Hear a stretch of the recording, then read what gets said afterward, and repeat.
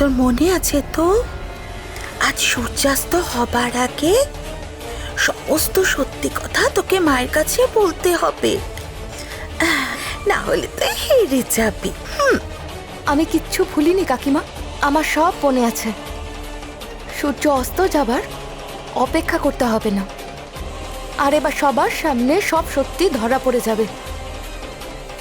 মানে? চোরের ঘরে সবসময় অন্ধকার থাকে না কাকিমা, কোনো না কোনো দিন আলোও থাকে,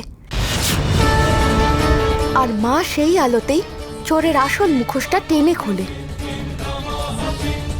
শুধু চোরের না, তার সাথে মিশে থাকা সহযোগীদেরও কি কি করেছে সব ধরা পড়বে।